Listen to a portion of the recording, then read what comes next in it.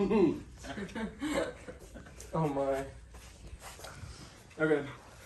Hello everybody. I'm Thomas Gutierrez, and today I will be doing a persuasive speech on the case for Christ. Now, my speech begins with the story of this Dixon case that I did some research on. It was actually in the actual book, The Case for Christ. This is the first story that they introduced it with. So Ames Dixon was a man who was charged with murder. His weapon was found in the bushes, like next to him, and they near the crime scene. And there was also a cop who was shot in the crime scene. So because of this evidence, Dixon also had a past violence of being convicted before for violence. So the evidence was like leading towards, everyone was saying that Dixon was the one who shot the cop because of his past violence and the fact that his gun was found in the bush. However, so everyone thought the case was closed. So new evidence was found, and the new evidence that was found was that the cop actually misfired a pen gun that was in his pocket. And the cop blamed Dixon and said that Dixon was the one who shot him, even though the cop the pen was illegal. He wasn't even supposed to have the pen in his pocket, but it misfired, and that's how the case happened. So the main point of this story that I wanted to make is that with new evidence, perspectives can change, because in this case, everyone initially thought that it was Dixon, and even Lee Strobel, the one who investigated, was the journalist on this, he wrote a paper on that Dixon was the murderer, but he wasn't the murderer. And with the new evidence, our perspectives can change.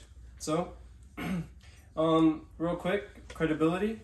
I'm a student of Christ, and I actively I try to learn more and more about the Bible every single morning, every day, and I go to church.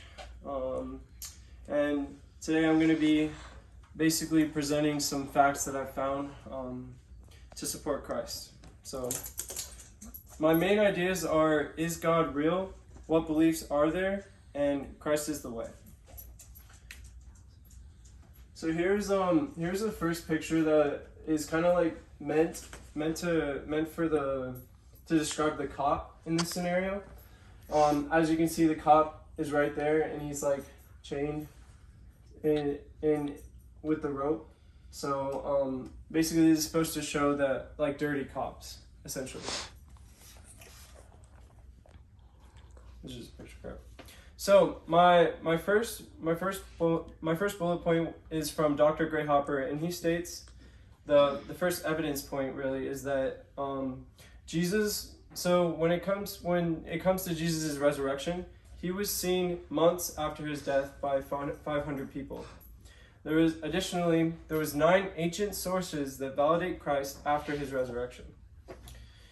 Because Jesus was seen soon after his death, it increases the reliability of the fact that he was actually seen in the first place. And also multiple documents will claim that Jesus was seen after the resurrection. Father Marquis states from Strobel, he says, to find authenticity, you have to compare recovered copies. So in comparison of copies, there was actually a total found of, this is Jesus and the 500 who saw him after he was resurrected. And then right here are manuscript copies of actual recovered copies. And here, as you can see, the New Testament, there is 23,986 copies that were discovered of the manuscripts, as opposed to other manuscripts of ancient documents. There's a lot more of the New Testament, which gave to its credibility because it could be compared to all the other recovered documents of the New Testament. All right. Oh, additionally, there was a fragment that was discovered of John, and it was found 30 years after the original fragment of John. So, yeah. All right. Dr. Mitchell states. So I just showed it.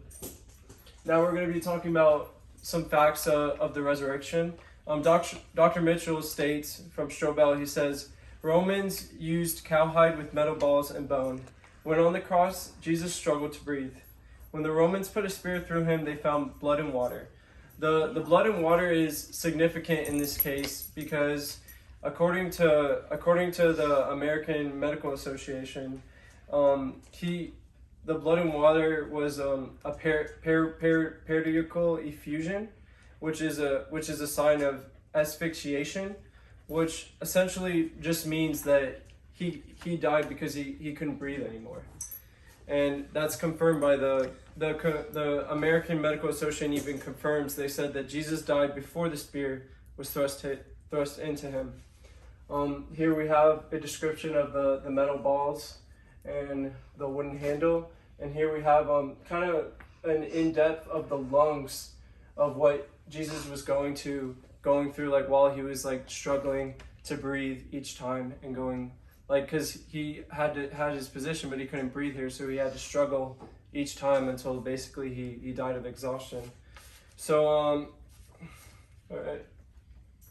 Next, we have an argument that used by a famous evangelist.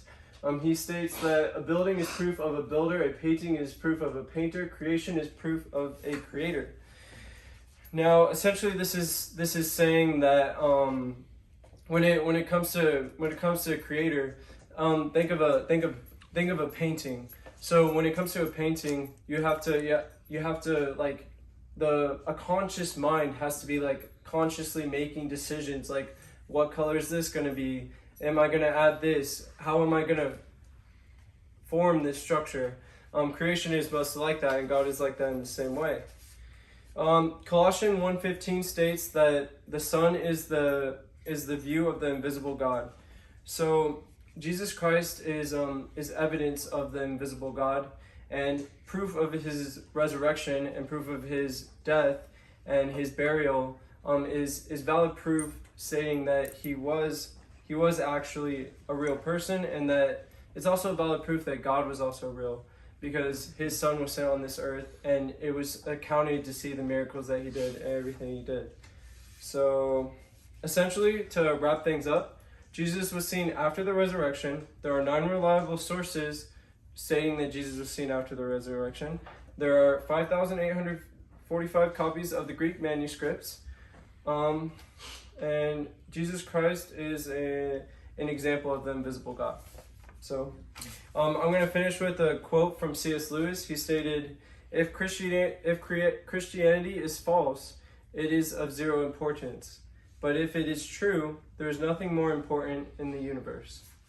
So, thank you, everybody.